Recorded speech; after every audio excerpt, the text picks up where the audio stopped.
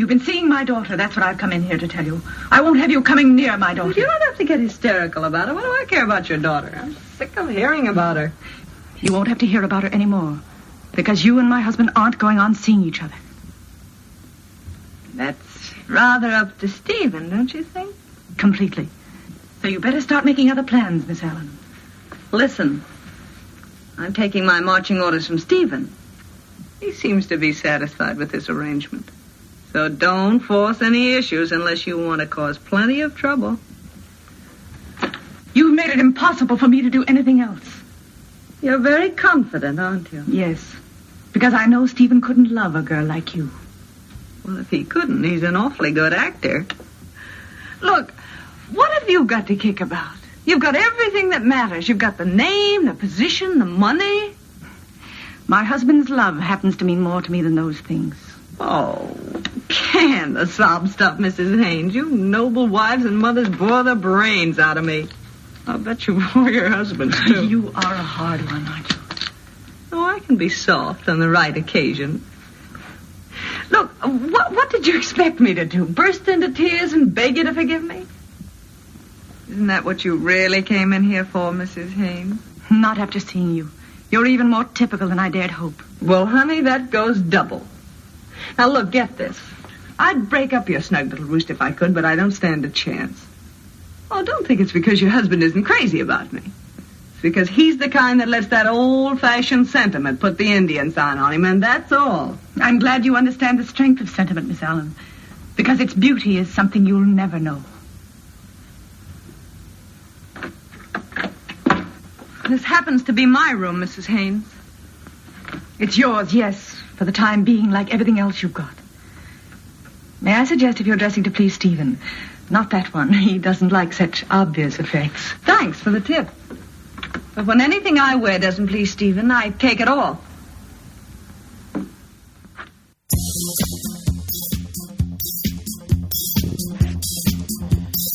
Welcome back to the show. Welcome back to the show. Good to be welcomed by Sylvester.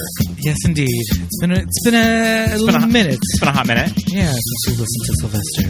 Their lovely tones. Whew, everybody. What a week. What a week. It's been quite the year this week. But, as always, my name's Pete. And I'm Scott. And these are the movies that made us gay. Yay. Thanks for coming back, everybody. Welcome to the show. Yes, indeed. This is sort of a last-minute episode. We threw this together within the past 2 days. We did not have this planned because I left this Friday blank on the schedule because I was so anxious about this crazy fucking election that I was a little cautious to put out new content, but I got in a better mood later in the week, and I texted our good friend Dennis. Dennis, welcome back to the show. Hey, how's it going? Good. And we sat down and watched the wonderful movie The Women from 1939, directed by George Cukor, who we were just talking about on the last episode. Yes, that's true. We did mention George Cukor. We almost got him confused with Minnelli.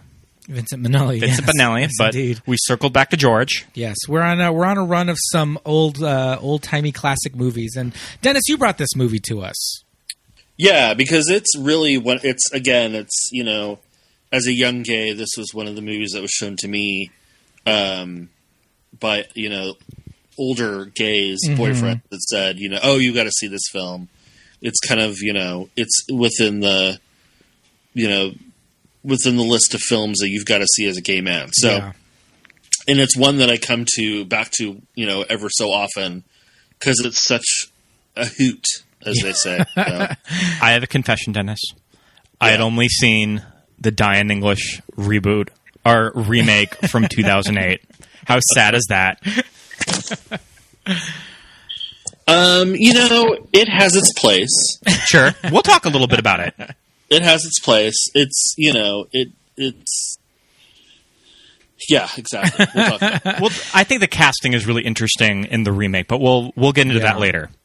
Mm-hmm. So I think this movie is so interesting for the time. You know, it was made in 1939, or it was released in 1939. And the big, you know, novelty, I guess, of this movie is that there are no men featured anywhere on screen. There's over 100 women speaking roles in this movie. And is it... the majority of them are at the very beginning in the day spa scene. There's so many. Those day spa scenes are insane. This day spa is out of control. Yes. And I read that this is modeled off of the old Elizabeth Arden, like, beauty parlor in New York City. Right. That makes sense. Yeah. It's like out of Oz. It's insane. It looks like a crazy department store. It looks like something that you'd see out of in an old, Hollywood movie, which is what it is. But it's just like, what is this crazy? It's like this big atrium with like a staircase and balconies and chandelier. All this. You think that they're going to walk by like the Scarecrow getting restuffed and like the Tin Man getting like shined? Yeah. Yeah, exactly. I had read that even down to like the animals, the pets in the movie, like they're all like female animals, like female dogs only, so that there are really no men in this. Yeah, absolutely none. I was reading that like they picked out very specific where there's a figurine of a little boy on her nightstand, things like that. Where that are the only references to men in the whole movie. That's which interesting. I think that there's a photograph of Stephen as a little boy, and that's supposed to, that's one of the references to, the visual references to men in the movie. That's one of them. Right. But I think if you go into this not really knowing that, it's not super conspicuous. The phone calls that they have when they speak to their husbands on the phone or anything like that, it's not like, they are obviously going out of their way to leave men out of it, but I feel like if I hadn't known it, you would just kind of accept that this is what this movie is, right? Oh, fully, yeah. Yeah, because there's so many dichotomies to all the different characters. Mm-hmm.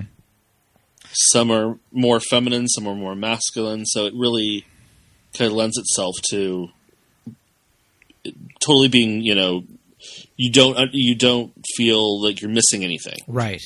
And there is my favorite character who is sadly underused. I don't remember her name because there are so many characters in this movie, but the authoress that was on her way to Africa to get her big, inspiration for her next novel. The spinster... Right, old maid, and I believe her name is Nancy Blake. Mm-hmm. I am an old maid, a frozen asset. Right, and she kind of gets lost. She does. Yeah, she does. Yeah. I was not super duper. I hadn't watched this movie a bunch of times, but I feel like watching it now. Had you seen it before?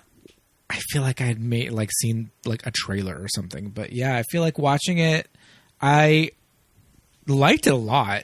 It moved along really easily. It wasn't sometimes older movies, the pacing, we may have issues with modern audiences or whatever, but I thought it was, pretty snappy, and the dialogue was amazing, and the performances, while they are completely, of the time, I feel like Joan Crawford's performance as Crystal Allen is there's so much to this character. Yeah. Oh, she's the best thing in the whole film. Yeah. That scene of her first scene in the little break room at, what do they call it? It's not Saks. It's Black's. Isn't it Black's department store, I think? I believe it's Black's. Yeah, and they even say in the That's movie, hilarious. Black's Fifth Avenue. I was like, that is so Bugs Bunny that they didn't say Saks Fifth Avenue. Her first scene where we get introduced to Crystal Allen in the break room of the fragrance department. I love it. Her with the other gals, just she gets the phone call from Steven. I'm obsessed with the friend. Right, the woman who keeps keeps needling her, keeps elbowing her. And you know who plays that character in the remake? It's Anna Gasteyer. Right, and she's great in it. That's interesting. That's funny. That's the thing, is that you can kind of roll your eyes at a lot of things in the remake, but I think some of the casting of it is really interesting. Yeah. And it's so the casting is I mean, as you said, there's over 100 women's speaking parts in this film.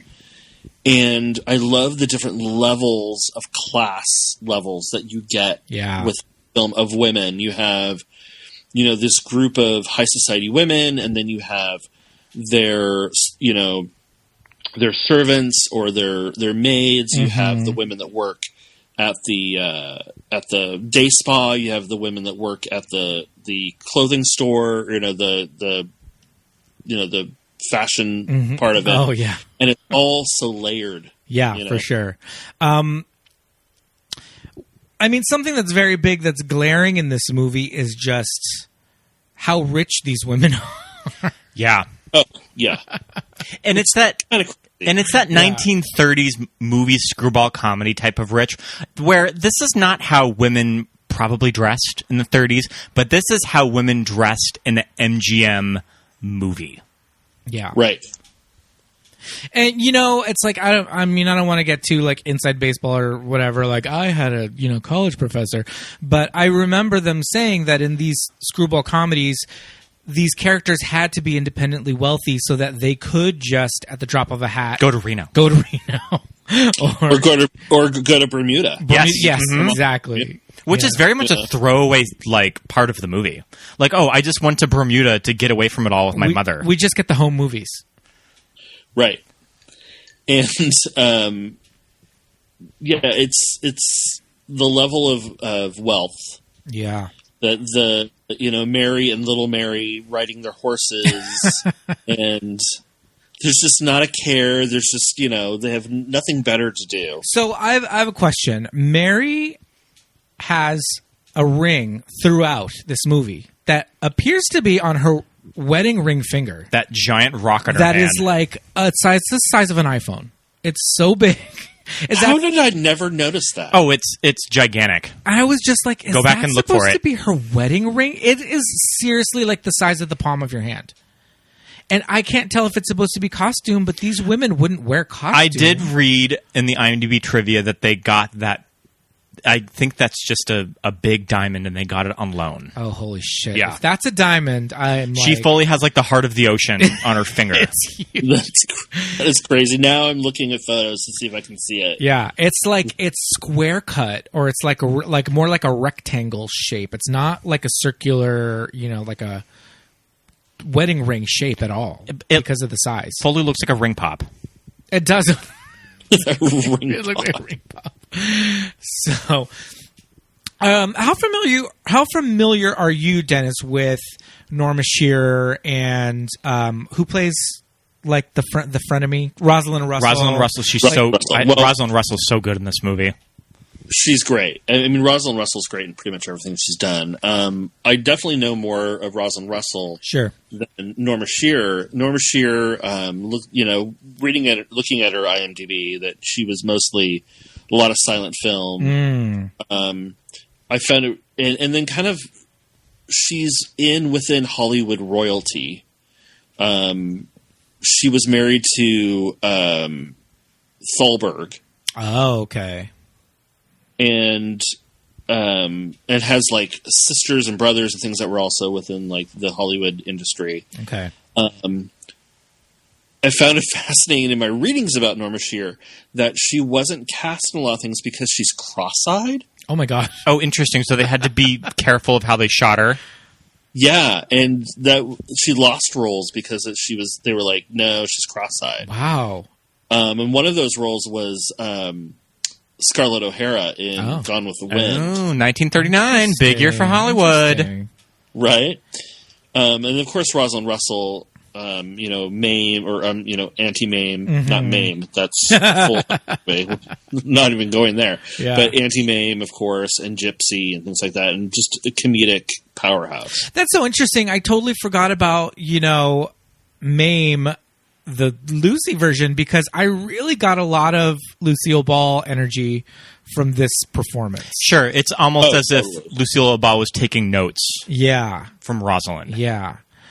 So we should probably just give like a synopsis of what's going on here. We've talked about the general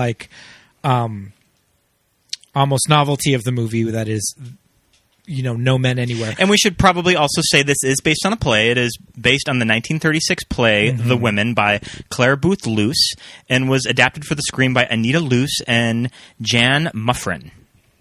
Right. With some adjustments to make it past the production code, too. Oh, okay. So, yeah, like we said, these women are ultra rich. The main story is these characters that are deeply in New York society because their comings and goings end up in newspapers. Yes. Right? Like, they're in gossip columns. Right. Anything. Which, was a thing in those days. True, right? Society, was like... I mean, there were movie stars and all of that, but... There's still remnants of that and stuff like Page Six, but this is definitely from the time where it was probably mainly just New York socialites that they wrote on. Yes. Right. And Norma Shearer, who we've been talking about, well, it's very interesting that she was passed over for Scarlett O'Hara because that was produced at the same year as this, and I think she just looks so much more mature, if you will, than Vivien Leigh. Vivien Leigh, I can buy in this arc of Scarlett starting off as this young girl and, going through the life. I feel like Norma Shearer... I think she fits the character of one of the Real Housewives of New York in 1939. Yes. Right. Yes. She plays Mrs. Stephen Haynes. And I love how they're all credited as Mrs. and then their husband's name. And then their first name is in parenthetical. Right? Isn't that crazy? It was really bonkers to me, though. Yeah. I mean, I think that's just how they used to do it back then, I guess. I didn't really catch on to it until a couple of characters in, because one of them, the one that has a bunch of kids, she was credited as Mrs. Phelps Potter and then parenthetical Edith. And I was like, Phelps? That's an interesting name for a woman. And then when I went to the next one, I was like, oh, Mrs. Phelps Potter, I get it. And then she's Edith. Oh, wow. That opening credit scene also. With their little animal emojis. Love it. Yeah. Yes. Each of them has their own little, spirit animal. Yes. And then, who wants to get saddled with the one that's a cow? Mm-hmm. So unfortunate. I don't remember a lot of them, but I remember horse. Jones was it was like a jaguar or a leopard. Jones was like a big cat. Mm-hmm. Yeah, it's just too funny. Yeah. So Mrs. Stephen Haynes, Mary, they're wildly wealthy. I think Rosalind Russell at one point references Mr. Haynes as an engineer. What type of engineer? Who knows? Maybe he's in the new. I mean, I guess the new and emerging airplane industry. Design the Empire State Building. I don't know. Yeah, right. But he's rich enough that they have a staff. They have full servants, as far as the eye can see. This apartment in New York, and she's got her, afternoon tea or lunch or whatever with the girls that are all coming over to her house. But the crazy thing is that the kind of delight that some of the friends get when they find out that Mary's husband is in fact cheating on her. They're living for it. They're fully living for it, and they relish in it. Yes. And it's mostly, probably not mostly, it's probably all, the Rosalind Russell character, Sylvia, yeah. Mrs. Fowler. Mrs. Prowler. She's kind of the one that's spearheading all of this. She's the main mean girl that's just you'll never guess what I heard. She's the Regina George of this movie.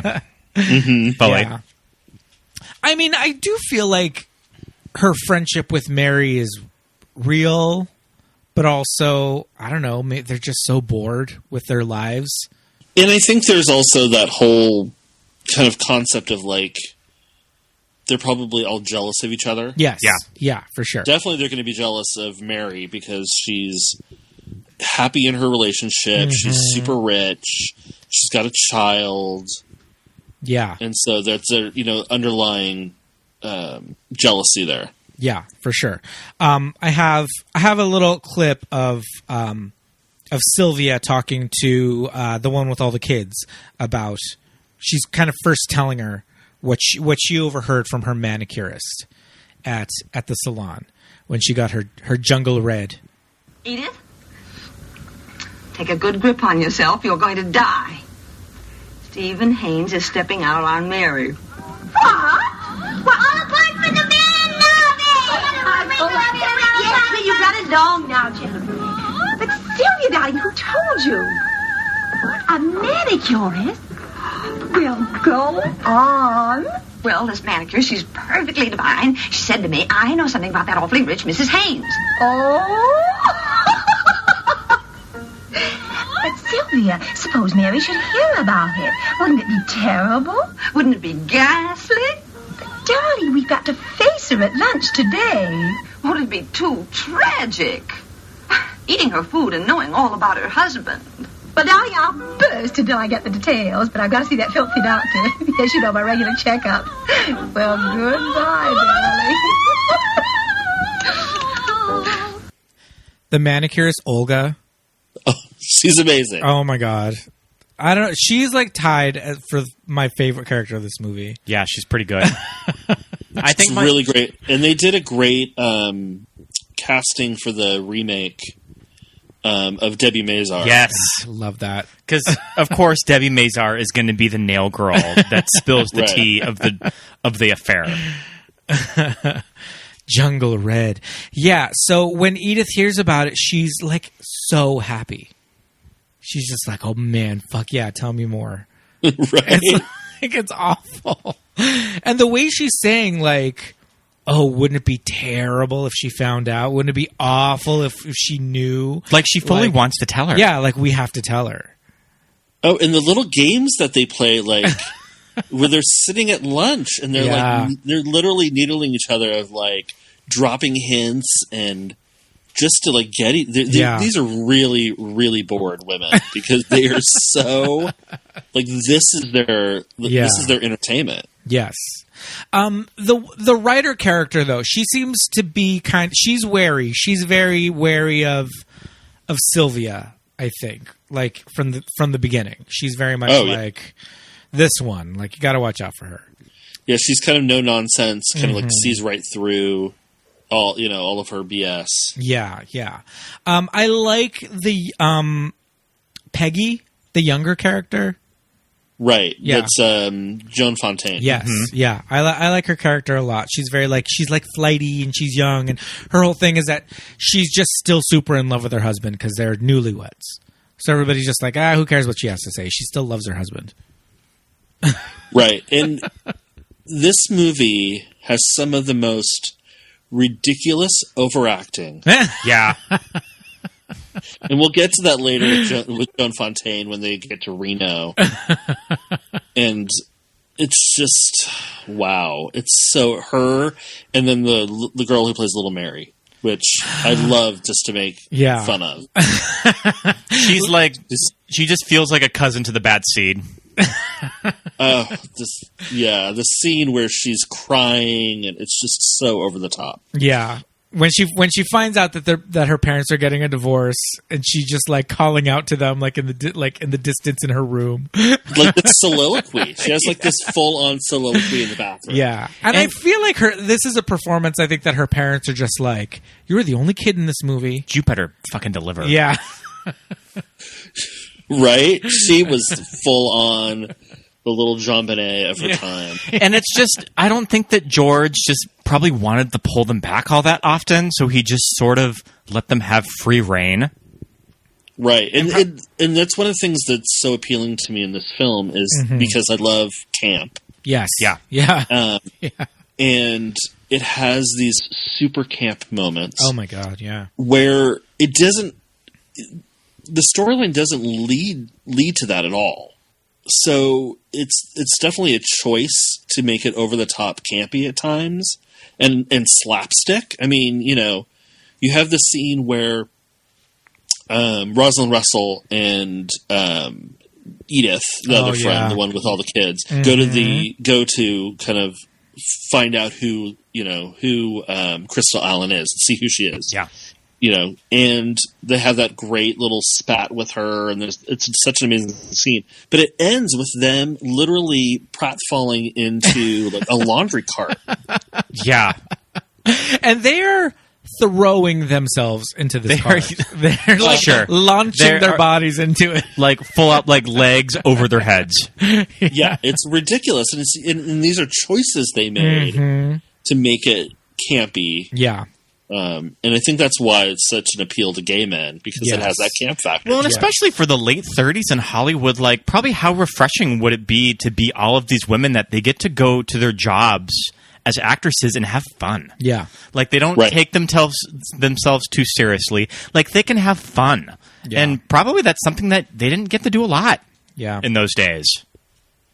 Right. Exactly. Like it was definitely it's definitely a man's world. So for them to do an entire film all filled with women, be it over the top and fun and campy, and they get to really show their acting chops. Yeah. Was probably really refreshing for all of them.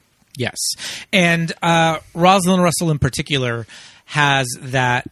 I think when you think of these 30s screwball comedies and this like quick, His Girl Friday super fast Yep. delivery, she's kind of has that, like she's got that in the bag. That's her like forte.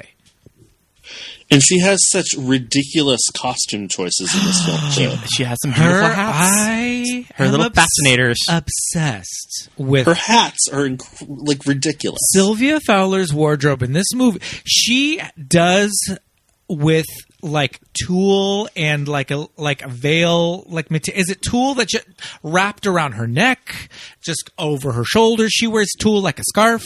It's everywhere. That one blouse that she has with eyes on it. Right. Love it. Right? So crazy. It's so crazy, Yeah. Pilgrim hats. She is fully walking the main stage of RuPaul's Drag Race. Yeah, and snatching the trophy. Yeah. Like it's a design challenge. Yes. On Drag Race. Yeah. There's they're using all the stuff from the 99-cent store. Make a fascinator out of it. Exactly. Yeah, things that they do, and a lot of it is most likely to do with the designer, the wardrobe designer in this movie, Adrian. How gay is that? Just costumes by Adrian. And I just remembered this, that probably in like the mid 2000s, like early 2000s, I went to a costume exhibition at LACMA of Adrian and the costumes from the women. Oh, wow. Am I wrong? Did Adrian design for The Wizard of Oz as well? Why do I remember his name? He did? Yeah. Yeah. Okay. I mean, pretty much the fashion show is the Emerald City scene. Fully, yeah. Like they just carried over the costumes. Yeah. Yes. So, when Mary has all of her friends over for lunch, they're kind of doing this. They're playing this game with her where they're talking about Stephen and how handsome he is and how, he's so busy with work, and he actually calls on the phone and they say, oh, well, he's probably going to tell you that he can't make it to dinner tonight because he's so busy. You never know with that one. And Sylvia explicitly tells Mary, I got a new manicurist. You're going to love her. You got to get your nails done by Olga because she does the best nails in town. That shady bitch. And that's so fully shady. It's so shady. And this sets off everything. But I guess that's her way of telling her without telling her. Yeah. Right. And, we get this amazing scene where she goes to get her nails done by Olga, who, you hear the name Olga and you just think she's going to be this like stern, like Russian woman, but she's just like, this Brooklyn, girl, just like. She's got the hot goss. She's got the goss, man.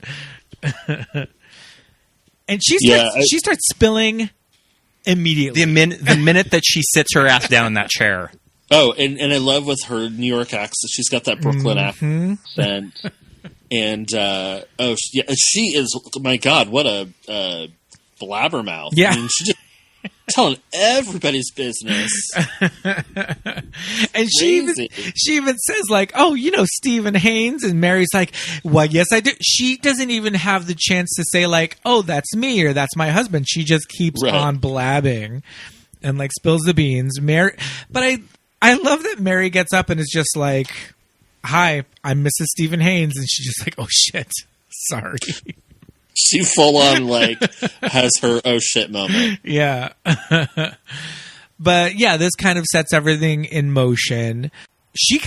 Olga tells her the name of the woman. She says it's Crystal Allen. She works at Black's Fifth Avenue. She's at the fragrance counter. I love old-timey department stores. Yeah. I love it. And can we talk about, so they get to the fragrance counter. Can we talk, is it Summer Rain? Summer Rain, yeah. And the bottle is ridiculous. That damn bottle. She's just gonna sell him Summer Rain. It's our signature fragrance. The bottle is like crazy huge. Yeah. That scene is funny when, you know, Sylvia and Edith are there and they're trying to pick her out. And they find this one woman from the back and they're like, "Oh, that must be her. It's a woman with like a nice figure." And this like, you know, every woman at the time had like these crazy architectural hairdos. So, you know, you see this woman from behind and like, "Oh, that's her." And the woman turns around and she's just, you know, a little bit more homely than your average Hollywood starlet. And they fully are just like, "Oh, no, not her." It's definitely not that troll. Right. How awful. This poor actress. You have to be the one that is obviously not. Obviously not Joan. Okay, so this was a type that Joan Crawford had played, was the shop girl, right? Yeah. But she had never quite leaned into playing the bitch quite yet in her career at this point, right? I don't think so. Not to this extent of her being such as, you know, as they give her the panther or whatever. Yeah. As her animal spirit at the beginning, of being so kind of dubious, you know? Mm-hmm. Mm-hmm. And awful. She's so awful. I love that there's we get a great little cameo from Butterfly McQueen. Yes. Mm-hmm. As Lulu, the perfume countermaid. Same year of Gone with the Wind. Yeah.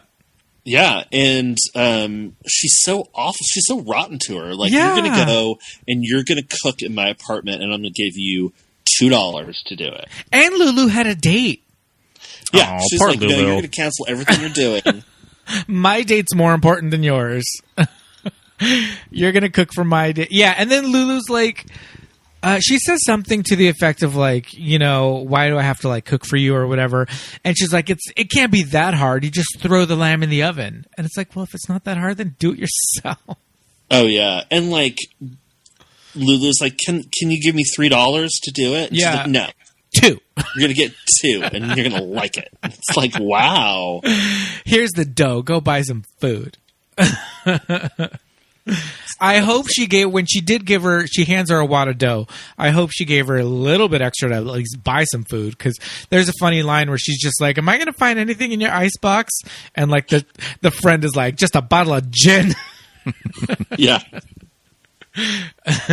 And then she says, Joan Crawford says this line about like, you know, "I'm having him over to my house and I'm going to make dinner." Lulu's going to make dinner. But she's like, "I'm having him over to my house. I'm going to give him dinner so he knows that I'm a home girl." But I mean, I'm assuming she means like wife material. Yes. Right. Right. But I love home girl. I'm like, "Oh, okay, home girl." Okay, homegirl. Homegirl Joan. Yeah. Yeah. But I mean, that part is kind of rough where she is so like horrible to poor Lulu. But the dynamic she has back there with, you know, Pat, I think, is the other counter girl. Yeah, her name is Pat. Yeah. Pat is beautiful. That actress is stunning. I was like, "Who's that?" She's great. And yeah, this is when, you know, it's about to be closing time and Sylvia and Edith come in and they try to kind of like shake her down. Like, we're gonna see who she is and what her deal is. You know. Yeah, and they're really sly with her. Not sly, but like they it's really great. It's so well written and so well. The delivery is really great in that scene. Yeah, I mean, it's like straight up something that you would see on an episode of Sex and the City, with like Samantha and Charlotte like going to spy on some guy that, or like some girl that like Carrie has some beef with. Yeah. I think, though, what is interesting about how over the top a lot of their performances are and how overacted a lot of the things are, I feel like Joan's performance is very interesting because it's a little different than everybody else's. It's a little more natural. She's the only one who's not overacting or being shticky with her performance. And she seems to understand the material, too. Yeah. It's fascinating. Yeah, for sure. After this, we kind of, Mary's resigning herself to the fact that this is happening. Her mother comes over and has this like crazy conversation with her. She definitely doesn't handle her with kid gloves. She sits her down and like, this is just how women have to handle this. And what's the deal with characters from movies in this era? Normally older, rich women. All sound like they're from England. Yeah, sure. They all have this accent and inflection in their voice that is just trips me out. Like I was like, did everyone sound? I guess they did at that point. I think they all sound like that. Yeah, I think just actors, just the society accent. Actors did this society. Yeah, I feel like people didn't talk like that, but like when you went to the movies, the people in the movies did. Yeah, it's so interesting. Yeah, the older ones in particular, though, Mary's mother's accent is crazy, because Rosalind Russell like goes in and out of it. She'll do a very received accent every now and then when she's trying to sound high and mighty, but then when she gets real like upset at somebody and starts screaming, she just has an American accent. Right? The R's come back in. Like Michelle Visage. No, that is how you talk. That's how you talk. Like she's talking to Laganja on the main stage. Yeah. Listen, Gon. That is how you talk. I do have a little bit of the mother just straight up telling Mary, well, you found out, so what's for lunch? Because it happens to everybody. Right. Let's listen to that. Listen, my dear, this story isn't new. It comes to most wives. Oh, but Stephen... Stephen is a man. He's been married 10 years. Oh, you mean he's tired of me? Stephen's tired of himself. Tired of feeling the same things in himself.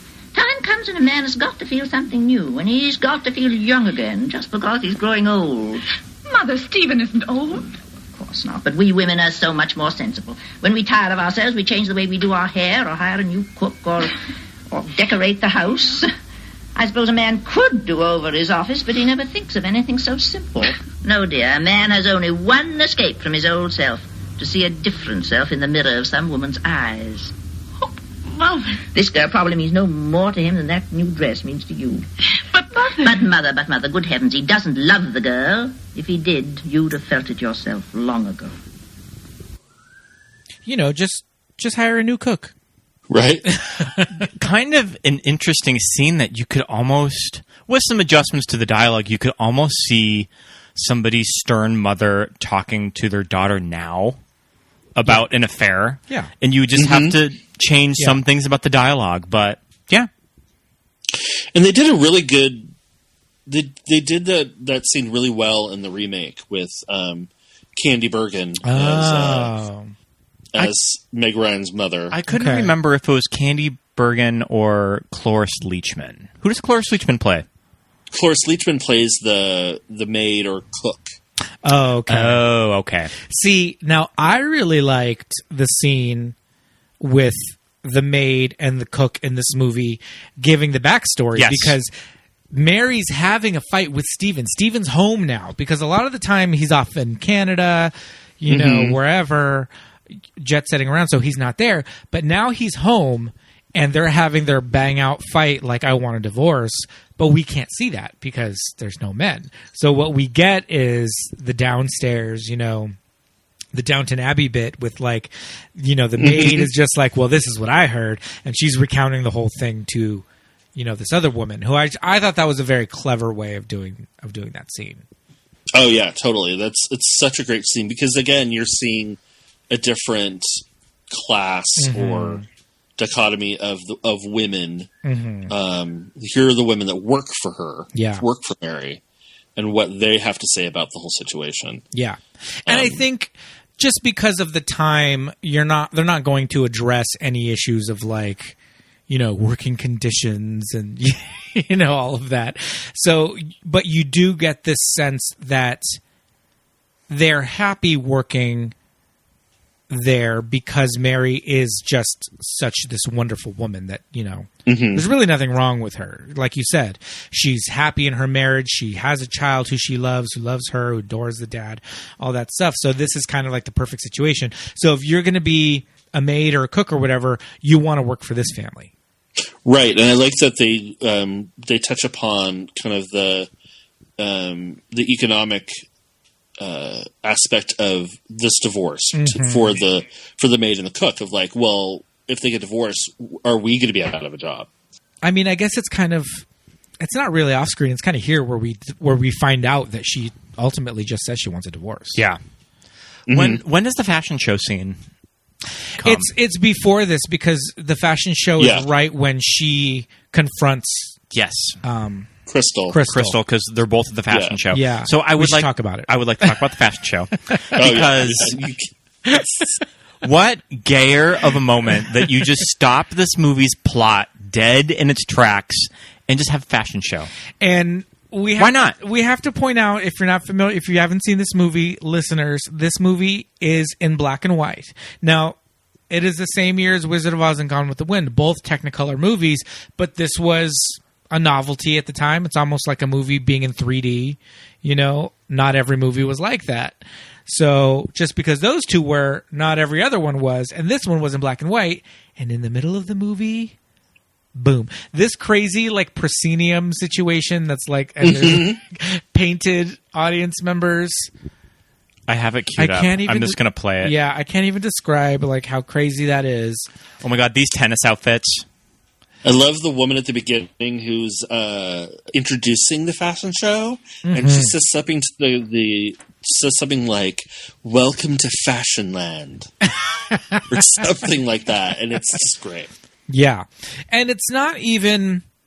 I mean, there's not a runway. It's like a stage with some steps that they walk down, and they kind of walk into the crowd and walk off. The camera's pretty static, but what we were noticing when we were watching it is that, you know, being that this is, you know, the end of the 30s going into the 40s, the fashion is very interesting because we hadn't yet had Christian Dior and like the new look. Yes.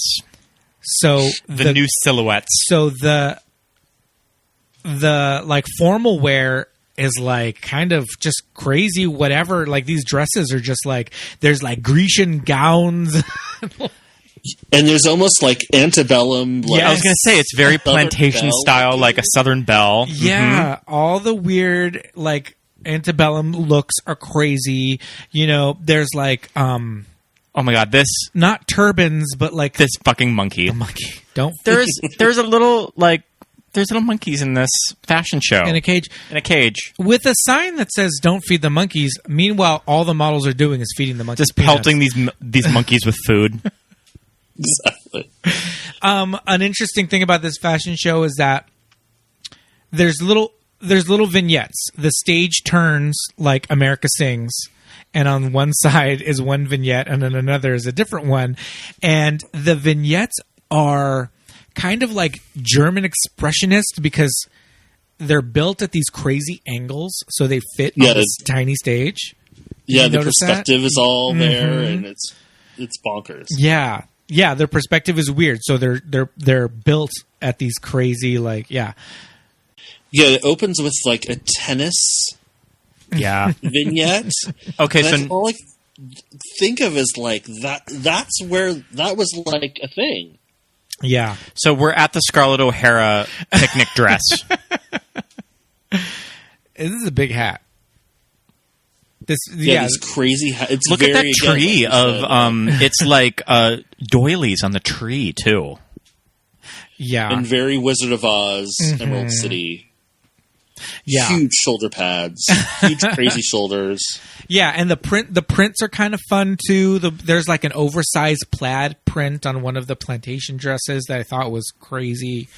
But the other thing is too is that in the universe of this movie, they're just going to this department store, and I think this is just the summer sale. So this is just what happens when we have a new line come in.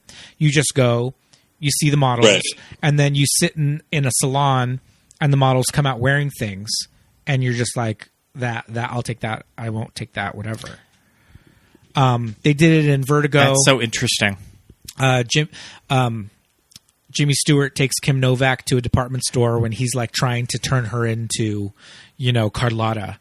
And they're sitting on the couch, and these women are coming in the dresses, and he's like, that one. And she's like, I don't like that dress. All right, and here's also a gag in the fashion show.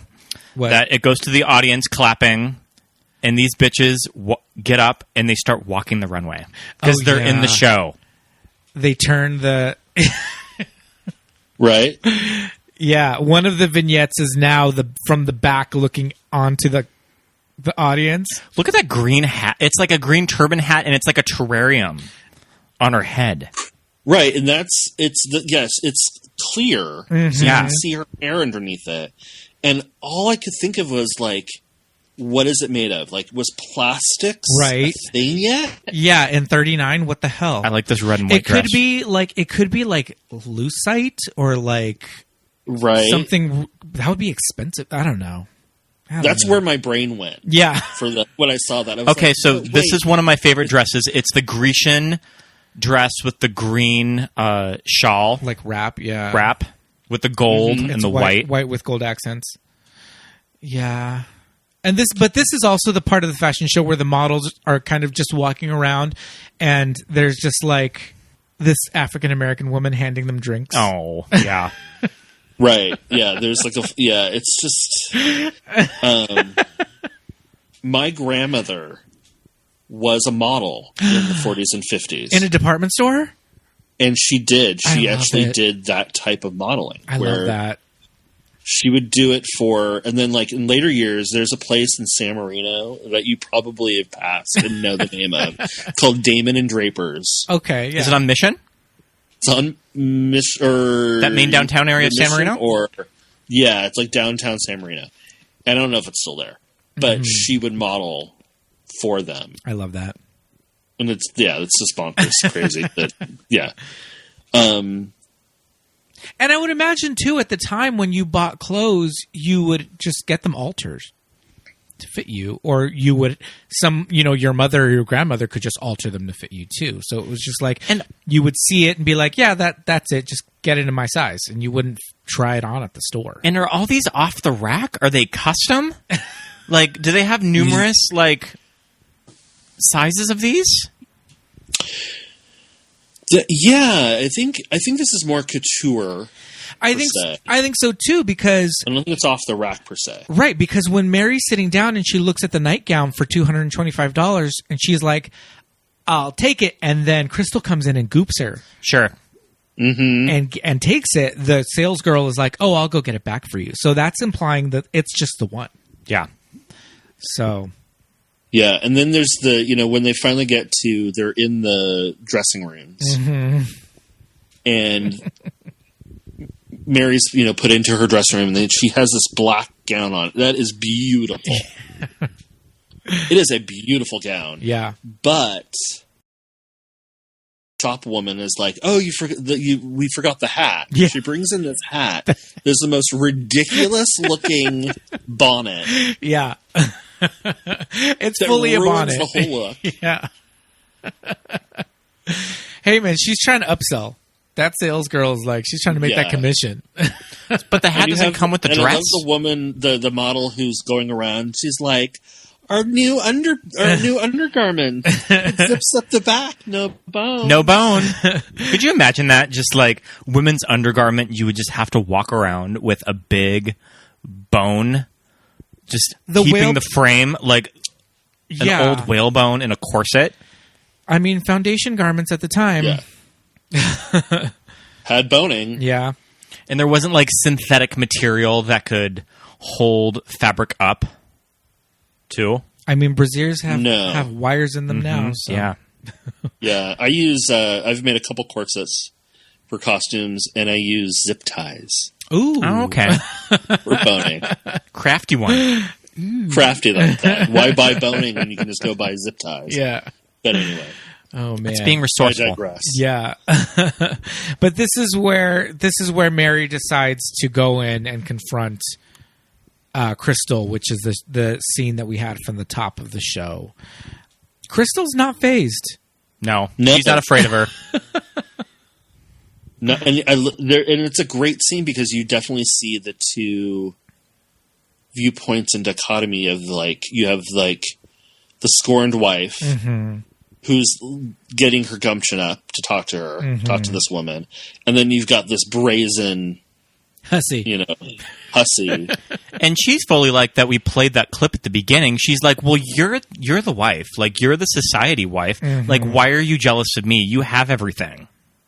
Right. I love that she's just like, well, what did you expect? Did you want me to, cry and apologize? Yeah, and I love the line where she's like, "Oh, well, Stephen wouldn't like something so obvious in affections," and she's like, "Well, if he doesn't like what I have on, I just take it off." Mm-hmm. And it's so kind of crass and normal. Like that would be fighting words. Oh yeah, normally. For sure. Yeah, for sure. And today. Yeah, and then the great scene when they open the door and all the sales girls everyone's listening. Are all, Everyone is. It's the hat fight of the season. Yeah, yeah. And they all have their little opinions about it. Some of them are just like, I would have just shut up. Some of them are like, good for her. Yeah, and some are like, I feel sorry for her. Mm-hmm. And yeah. And then there's that one line that the one girl in the foundation garment says, I forgot what it is, but she's like, well, what else do we have to offer men? Somebody says something about she does. The very last line of that scene. Yeah. Somebody says something about, I forget, but she's just like, well, about using her body or something like that. And she's just like, well, what else do we have to offer men? And you're just like, oh my God. Yeah. But so my question was, as we're watching this movie, I'm thinking, okay, female-driven movies are still in 2020 a hard sell, right? Right. It's getting better than it was, but it's still a hard sell. But yeah, and this is how many years later, 80 years later, where we're just like, well, there's too many women in this movie. Men aren't going to want to watch it. So my question is, in the 40s, women were going to the movies with their husbands, probably. Are the men in the audience watching this just sitting there going, what the hell is that? What am I watching? I don't want to watch this.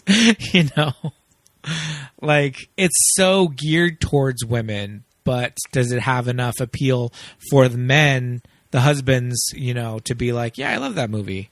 Or is it just like, no? I think that's probably why they pulled the fashion show from the release originally. Is because they were like, men are not going to want to sit through a fashion show. Yeah. I mean, straight men. Yes. Are going to want to sit through a fashion show. I was going to say definitely why this movie didn't show up at the Academy Awards in 1940. I mean, 1940 was a pretty stacked year for movies, so Best Actress and Supporting Actress and Picture was pretty competitive, but the women got nothing. Probably just because it was a bunch of men voting. Yeah. In those days, of course. Yeah. Yeah. So, I mean... Well, I think it does have, I guess, would you call that crossover appeal? But, me watching it, from a gay point of view, we're just like, this movie's great. It has everything. But, straight men are just like, I'm out. But how cool and forward-thinking was this director knowing that women go to movies? Yeah. Like, women with their girlfriends go to movies. Like, all of the gals at the boarding house. They just want to go out on a Friday night and they'll just go to the women at the Pantages. Yeah. That's very forward thinking of an audience. Yeah.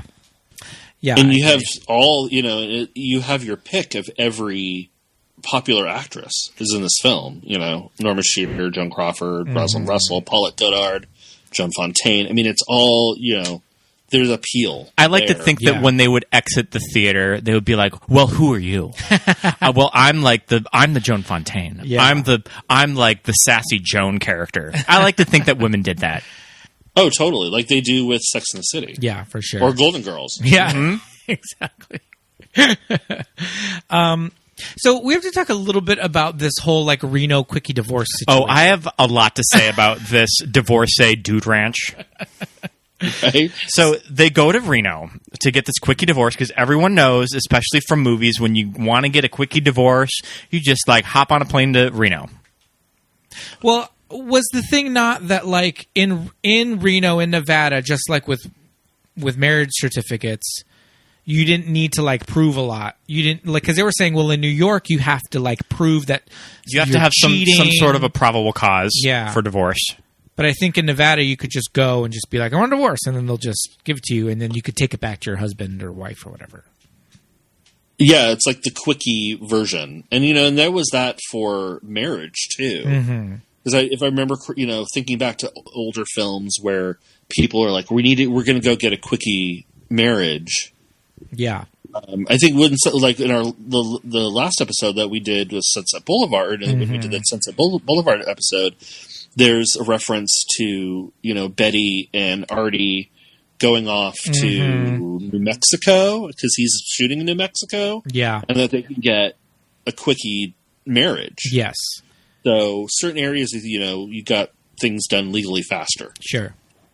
So my question, what I didn't realize was that, you know, it was like, okay, we're going to take a train to Reno to get this divorce. And the train just gives you a little bit more opportunity we meet new characters. We meet the Countess. You meet the Countess Flora and Miriam Aarons. Miriam Right. Aarons. She's beautiful. I love her. Paulette Goddard. Yes. She's just like this no-nonsense gal. She's just, you know, she's there to get her divorce. She's just like, whatever. She's not emotional about it. Meanwhile, Mary's just like falling apart at the seams. Peggy, forget it. Is her name Peggy? Forget it. Yeah. She's Peggy, yeah. Forget about it. Joan Fontaine. Yeah. She's lost it at Yes. that point. But She's a wreck. But what happens is they end up at this like lady dude ranch why do they have to stay there for a week? But I love it's just this Airbnb for all of these divorcees that they'll just go and check into this dude ranch, bring like your country realness, Your country western. your country western look, because you'll need it. And I think Lucy, like the head like school marm at this, not even a school marm. I don't even know what her deal is, but Lucy, who runs the ranch. Oh my God, I can't. You could make a whole movie just involving this set piece. Oh, totally. And I was thinking of set piece. This entire film is filmed on soundstage. Oh yeah. Yeah. Which was a thing in those days. Like, you didn't film on location. I'm a sucker for... You know, I was going to say, ahead. I'm a sucker for these type of sets, like these indoor, kind of whenever they go to like a log cabin or something, like in Swing Time or White Christmas. Yeah. Just like any rustic cabin that's been recreated on a soundstage. I think it looks so cool. Yeah. Especially at this time in Hollywood. Right, with the painted backdrop of the, you know, in the background, and, you know, all the fake planting, and it's just the dude ranch. And Lucy, the kind of woman who runs the place, is a moonshine swiggin. She's just like singing old cowboy songs. songs. So I love the Countess Flora. She's like Erica Jane, or no, Dorit on The Real Housewives when they went to Italy, that she just is totally decked out in just like this crazy traveling costume. But like she very much wears like Disney parade versions of Western outfits, because they're all spangled with and, some pearls. Sparkly. And she has like Wonder Woman like gauntlets. I love it. Yeah, the gauntlets on her and Miriam. Yeah. Paula Goddard are just bonkers. And Paula Goddard and always in a hood. Yes. Mm-hmm. That was like These her hooded style. outfits. That was her style choice, was the hood. And I loved the hood it. with the bangs. Yeah. I loved an adult woman with bangs at that period was like a very specific choice, right? Is that like a vampy kind of a thing? I think it's a vampy kind of like pinup. She's the bad girl. Yeah, she was the bad girl. She was the bad girl. She's a chorus girl. Mm-hmm. Yeah, she has to get a divorce, fast. She's, fast talking and Paula Goddard is amazing in this role. Yes, for sure. And this is where we get the great bitch fight. I mean, one of the great cat fights in movie histories, as far as I'm concerned. It's way over the top. Rosalind Russell's just screaming, like screeching. So wait a minute, how did Rosalind Russell end up there? Her husband is cheating on her. Yes, we come to find out with Miriam. Mm-hmm. And so she's there to get a quickie divorce, or her husband is suing her. Yeah, for mental distress. Which clearly I can understand with this character of Sylvia. Yeah, for sure. So Sylvia rides after they've been there on their own now for a couple of weeks, and Sylvia comes up. But first, before Sylvia gets there, Peggy figures out a couple of things. Right? Does Peggy figures out she's pregnant first, right? Yes, Yeah. She finds out she's gone to the doctor because someone asks her like, "How was?" I think it was Miriam says, "How was your the doctor?" And she is wringing her hands. She is so distraught because she is now pregnant. Yeah, and she's there to get her divorce, but the whole time she's just not sure about it.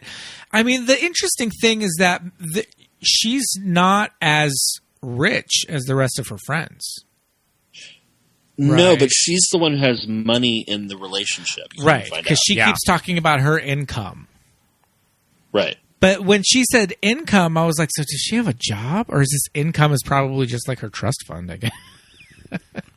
Yeah, it's a little it's unclear. like, vague. Yeah. That part, yeah. I'm like, what is she, like a stewardess? Where's she getting this income from?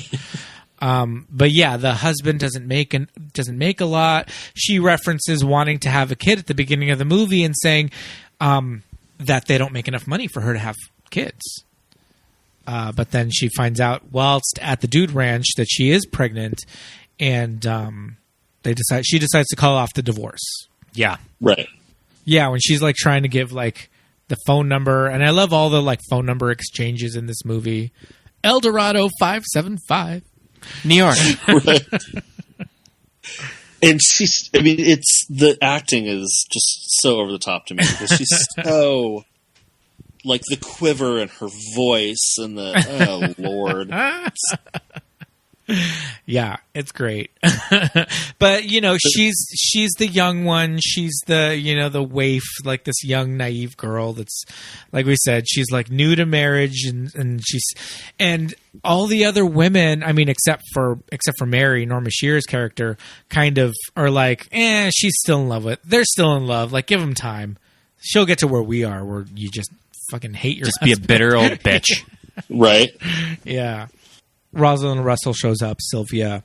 She talks about, it came out that he's having an affair with, blah, blah, blah.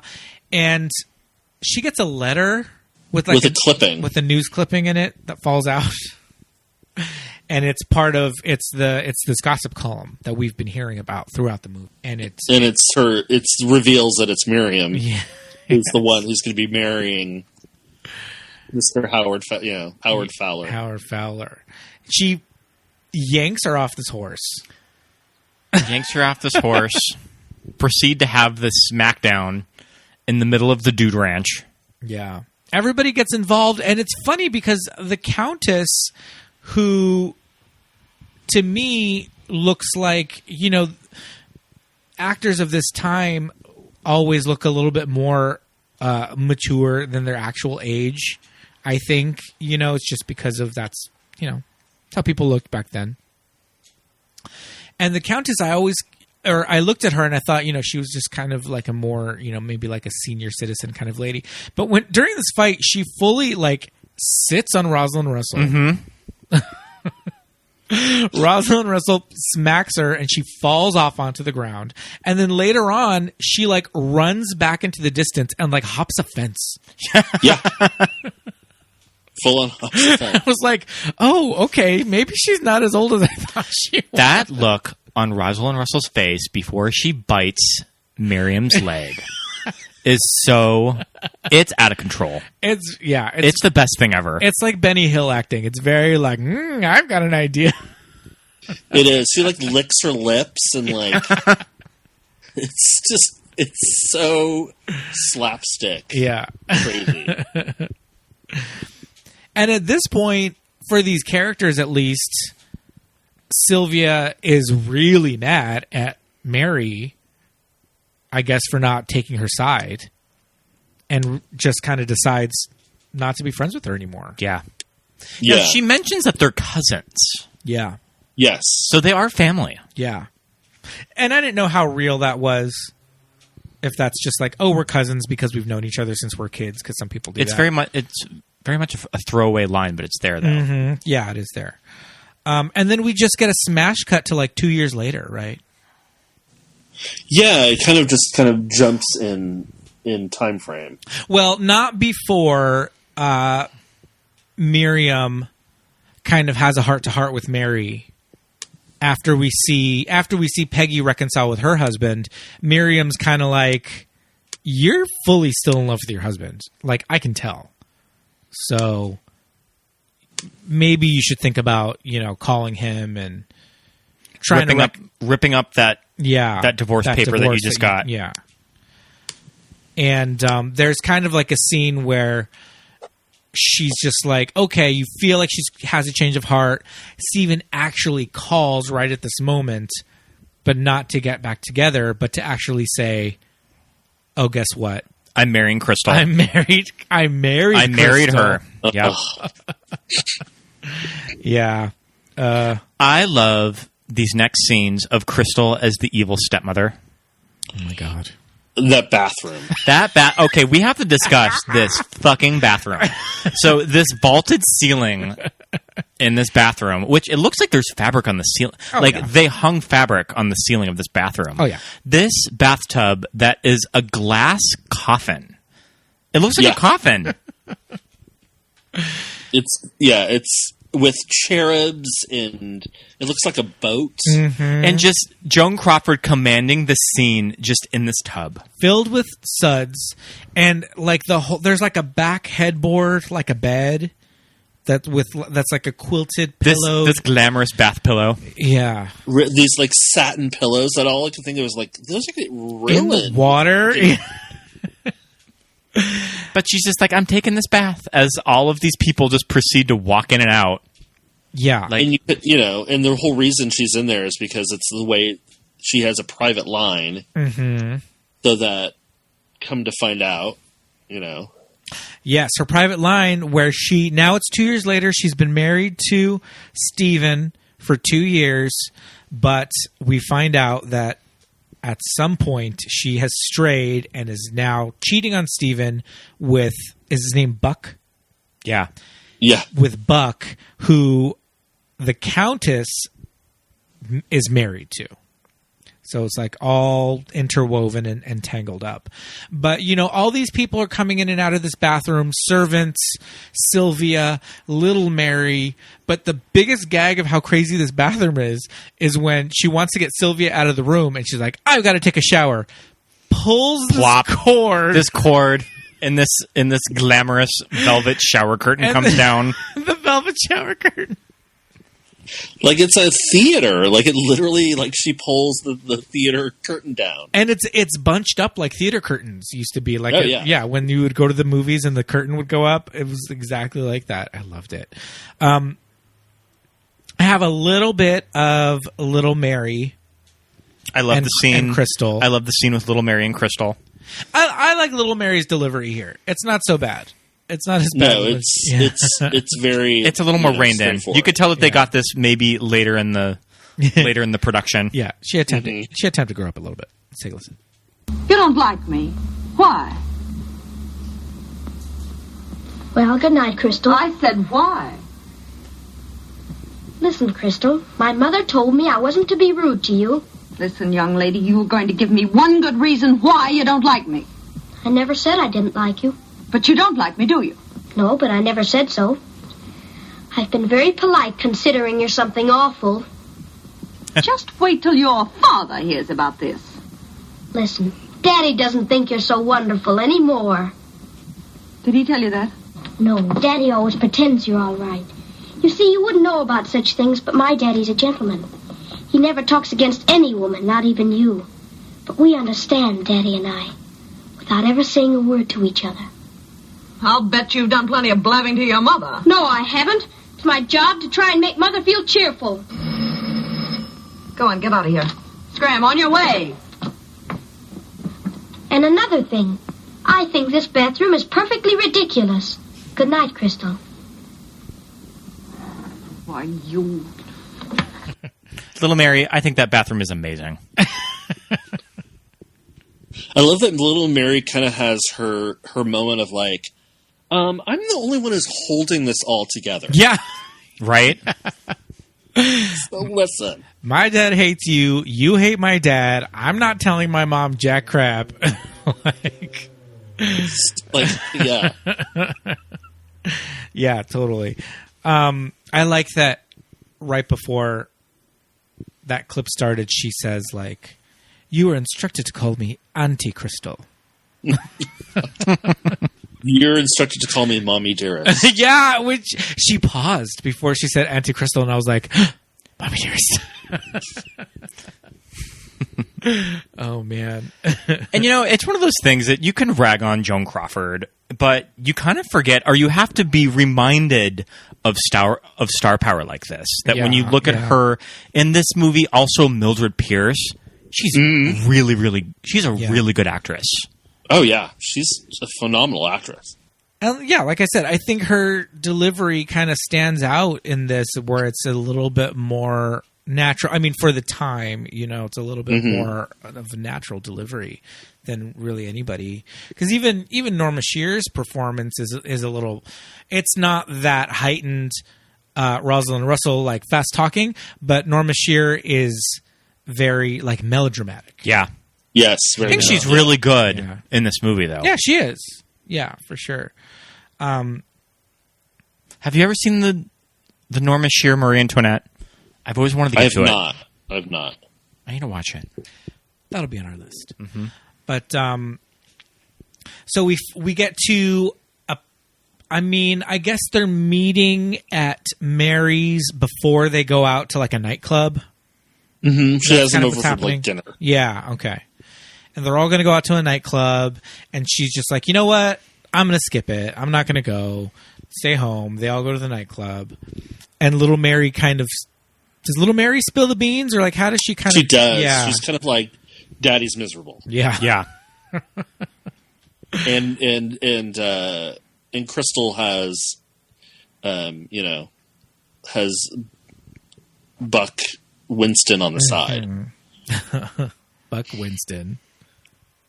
And, you know, that's another thing. The whole time, you know, you hear names or in movies you're introduced to characters or whatever, and I'm just kind of thinking, oh, okay, like we're going to meet Buck Winston and see like if he's this handsome guy or whatever. But it's like, no, we never meet. We never hear Buck Winston talk. He's a radio star. We find out that Buck Winston, it has become a radio personality. He's famous now. And Crystal has kind of hitched her wagon to him, you know, all this time. And so when Mary finds this out, she's like, okay, guess what? I'm going to the party after all. Wakes up the help, who are live-in help. Yeah, oh, yeah. Apparently. And this is just for her, too. Yeah? Well, I guess her and Little Mary, I guess. Yeah. Wait, isn't the deal, too, that don't they also have another kid, but he's a boy, so we don't see him? Or is that just in the play? I don't think that's in the movie. Okay, I think that's probably in the play. I think she has a son that we never see. But yeah, so she decides to go to the club, and then this final scene. This is all the ladies' room. This huge room that they're in. This Mad Men style apartment. I mean, this looks like Renee Zellweger's apartment from Down with Love. Totally. Like, that is the powder room? Yeah. Those giant windows looking out over Manhattan. Over the city. Yeah. Yeah, this is the ladies' powder room at a nightclub, and it's called, like, the Rooftop Casino or something like that. Yeah. Something casino. The casino was in there somewhere. And, they're all coming in and out, and Mary is waiting in the powder room so that she can ambush, everybody. Crystal in particular. And at this point, Crystal has fully become Best Judy's with Sylvia. With Sylvia. So she sort of infiltrated herself to be the head bitch of this group. Yeah. Right. And yeah, I feel like the other girls don't really show any loyalty to Crystal. No. But, nobody likes her. Yeah. But, Sylvia's there. But this whole last scene, it's kind of crazy and chaotic. And the woman who is the gossip columnist is played by Hedda Hopper, which is great. Right. Yeah. And another parallel to Sunset Boulevard. Mm-hmm. This is our second Hedda Hopper appearance on the podcast. Second, yeah. And Hedda Hopper in Sunset Boulevard comes in at the very end, like this. Yeah. Is also a gossip columnist. Yep. I mean, she's playing herself in Sunset Boulevard. Mm-hmm. In this, her name is like Dolly. Yes. But I love her kind of, she comes in and is like, ugh, nothing's going on. I should pack it up and go home. And Mary's like, no, wait. Because it's about to go down. And she's like... Shit's about to get real. Yeah. Shit's about to get real. Yeah, so she goes back out into the party, or she sticks around or something. But they throw Sylvia in like a closet. Right, because what they want to do is they want to get Crystal in there, let Crystal know that Sylvia is the one who's kind of dropped all the gossip. Mm-hmm. Yeah. And have them confront each other. Yeah. And so Mary's big thing is that all she's really there to do is say, like, I know that you're having an affair on Steven, and I don't know. I think she's just like, she just wants to break them up. She doesn't even really have any of this info on Buck that we find out. She just is saying, like, I'm going to break up your marriage to my ex-husband. He's unhappy. Yeah. He doesn't love you anymore. Right. I want him back. And yeah, and she, we forgot the great line that she has when she gets ready to go out to this nightclub. Mm-hmm.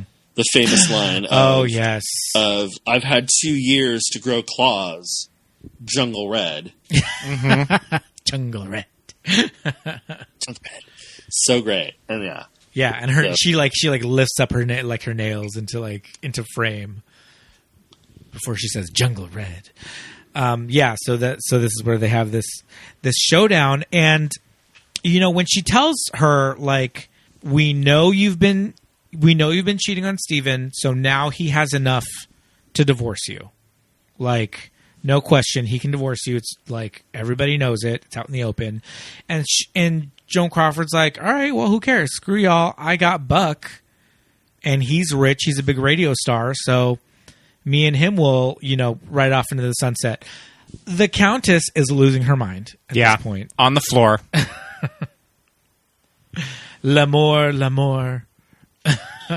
Right. Losing her shit because now, and I guess there's like a whole off-camera fight between Steven and Buck, I think. Yeah. Yeah, that's like, happening. They're fully like throwing each other across the room at this party. Yeah, that's happening in the actual nightclub that we don't see. But when they're all there, all the women are there, and even Sylvia has made her way out of the closet because Crystal's just like, how could you like tell on me or whatever, expose me? But now Sylvia's gone back to like the good side because now she's with on Mary's side, and she's just like, oh, well, we've got enough, dirt on you for Stephen to divorce you. Mm-hmm. And it's funny because the last couple of shots, Sylvia and Miriam are like side by side. Yeah. And right. they had this big feud earlier. And Miriam, again, in a hood. Right? Yeah, like full on, that's the style. That was the style call. And it's kind of nice that this movie does pit its women together, but they did end up being friends by the end of the movie. Yes. But when, Crystal does tell everybody, like, well, you guys can all go, like, suck an egg because me and Buck are rich now, so we don't need any of you. That's when the Countess kind of reveals that, no, Buck is not in fact rich. She's got that money, honey. She's been funding all of his radio shows. She bought the advertisers. Yep. Got him on the air. Yep. Which leads us to Joan's last line, which her mic drop at the end of this movie. Full on mic drop. And it's so just like, oh well. Yeah. I guess that's it. Like she can't be mad at she can't be mad at anybody. She's just like shit. I appreciate that they didn't like tar and feather her at the end of it or completely humiliate her. She went out like she was leaving the main stage on Drag Race. She kind of went out on her terms. Yep. Right. Well, girls, looks like it's back to the perfume counter for me. And by the way, there's a name for you ladies, but it isn't used in high society outside of a kennel. So long, ladies. And that's when Joan goes and writes the message in lipstick on the mirror at the end.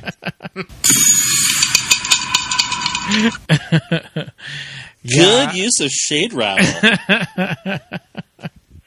Yeah, I mean, it's so interesting that they have to use this like innuendo for, for bitches. Language. Yeah, you can't say bitches. But the very last shot of Mary just like running towards the camera with her arms out. Which I love. It's this grand shot in just a hallway. It's like that's how you're going to end the movie. That's your last shot. It's just a hallway. Yeah. And it's so overly dramatic. It's so melodramatic. The arms out, just like rushing to her man, and we're not really. I think who's the guy on TCM? Ben Mankiewicz. Ben Mankiewicz. We found a clip on YouTube of Ben Mankiewicz introducing this movie. On Turner Classic Movies, and he said it's not really, pushing the women's movement very forward with how this movie ends, but for all intents and purposes, it's a happy ending. Yeah, for this time, yeah. Yeah. And I can't remember how it ends in the remake. So I want to say that just Meg Ryan just gets her own fashion show at the end of it. Like, that's the thing about the remake that I think that there's high points about it. I think that when they do kind of more of the direct remake scenes of the women, it is a little more successful. It's like when Annette Bening and Deborah Messing, who's the one woman with all the kids, they're scoping out Ava Mendes, who's the Joan Crawford character. Like, that scene's pretty good, but I feel like it just doesn't know where to go in its last act. Because it's like, we can't really do Reno, because that's not going to be a thing in 2008. So it's just like, it doesn't really know where to take its characters. Yeah, I totally agree. It just kind of fizzles out. It just kind of, I like the casting of Meg Ryan as the Norma Shear character. Like Meg Ryan being America's sweetheart, that she's the woman that's been cheated on. So I like that. And Annette Bening is the Rosalind Russell character? Yes. Oh, fully. And that was like some of the best casting of... She's perfect for that. Yeah. It's interesting to see what they do with the lesbian character, played by Jada Pinkett Smith. Right. Well, it seems they like make her a little... I don't know. What bugs me about it is she's kind of lascivious. Over sex. And it turns me off. Yeah. It seems like they kind of combine some characters or drop some characters. I don't think that the Joan Fontaine character's in that one. No, I don't believe so. And Bette Midler is the Countess. Because I think that Meg Ryan meets her on like a women's retreat or something. She's like a Hollywood executive. Well, that that movie, the remake is available for rent. We couldn't find a streaming option. No, but that's one that goes on and off streaming too. And I feel like that movie had been talked about for like 10 years. Oh, longer. Before they got making it. Like, it may have even changed directors. Like, Diane English probably just ended up with that movie. Yeah. Yeah, I mean, it probably got, passed around, I'm sure that probably every single major Hollywood actress probably was considered for the major roles of that movie. Well, I remember in the 90s, like on Entertainment Tonight or something, they were talking to Whitney Houston, who was like, oh, we're doing this. We're making this movie. Like, it's going to be the women and it's going to be an all-black cast. And I was like, oh, that could be fun. And then it never happened. So I think it had a lot of starts and stops for a long time. Who would Whitney have played? I mean, if Whitney is spearheading it, she probably would have been the Mary character. Played Mary? Yeah. Mm-hmm. Yeah, man. This movie's it's a lot of fun. Yeah, it's good. Yeah. It's a lot of fun. There's a lot going on. There's like there's cat fights. There's like crazy like snappy dialogue. The fashion show is out of control. And the rewatchability factor on this movie, I mean, I'm not super familiar with it, but I think that when you rewatch this movie, you just sort of notice little lines and jabs that you didn't quite notice the first time that you watched it. Yeah. Yeah, it becomes a little bit more endearing, and I found it to be, I found myself chuckling more. Yeah. While watching it. Yeah, it's charming, Yeah, for sure. I was definitely even noticing things when I was going back to pull clips that I kind of glossed over the first time you're watching it, and especially those early scenes in the movie, there is so much going on. Yeah. Characters talking over each other and talking really, really fast and saying, these outdated turns of phrase.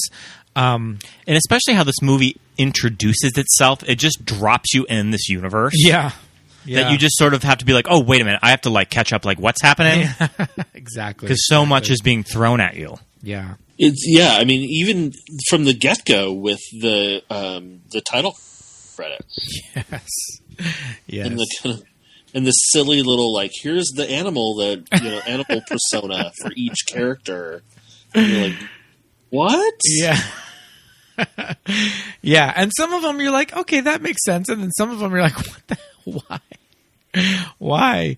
But yeah, that's just such a charming little thing that movies back then did, but you couldn't do in a movie now because people would just overanalyze it, Oh, yeah. But it's just a fun little thing.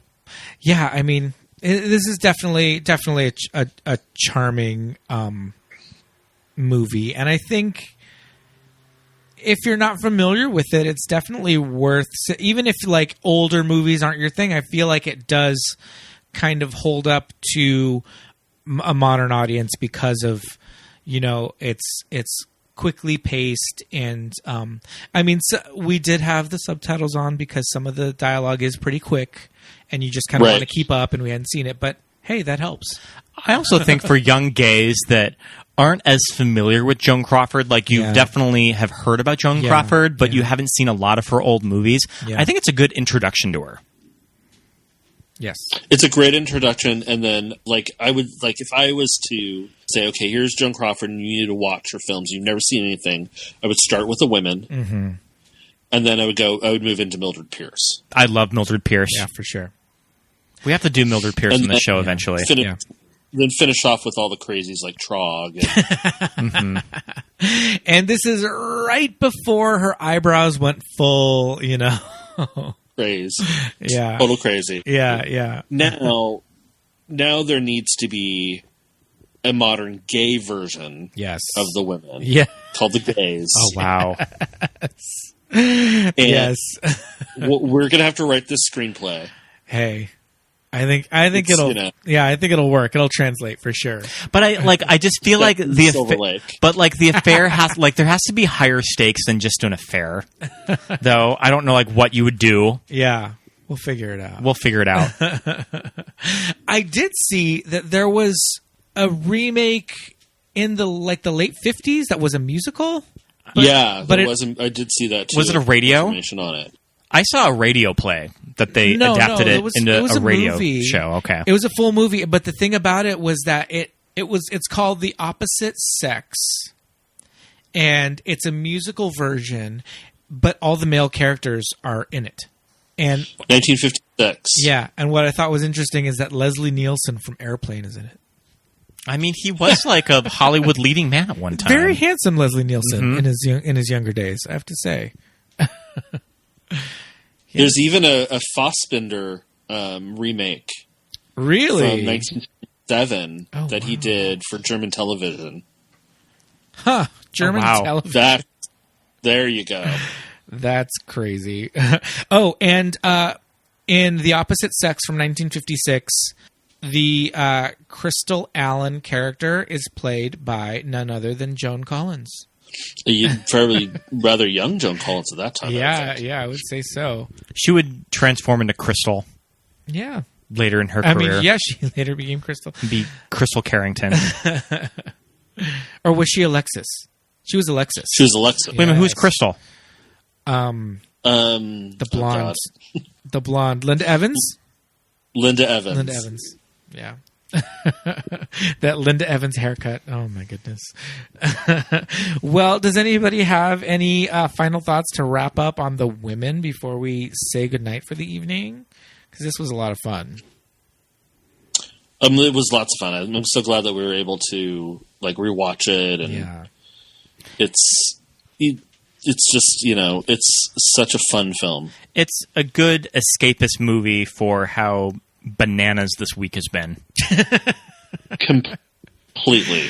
Yeah, that is for sure. That is for sure. Oh my goodness. Well, I think we've made it to the end. I think that does it. The women. Thank you so much, Dennis. Yeah, thank you so much. This was a lot of fun. Thanks so much for having me. That was fun. I'm really glad that we're getting to older Hollywood movies on the show now. Yes. Because we just did Bride. We just did Bride of Frankenstein last week. Mm-hmm. Yeah, that was a lot of fun.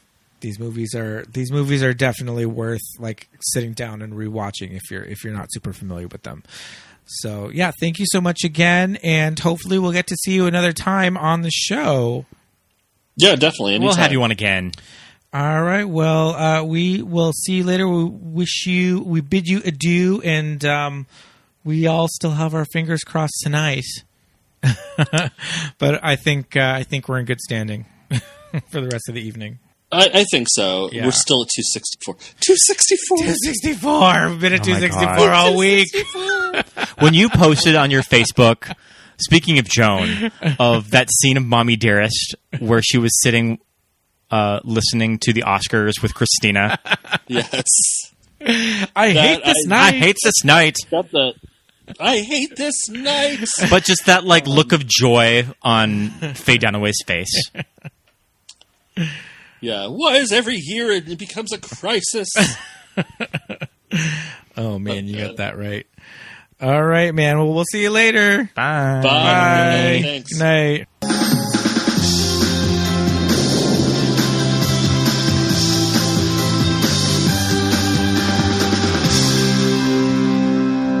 Thanks again for listening, everybody. Yeah. This was a last minute show that we whipped up. We threw it together, and I'm glad that we did it. Yeah, indeed.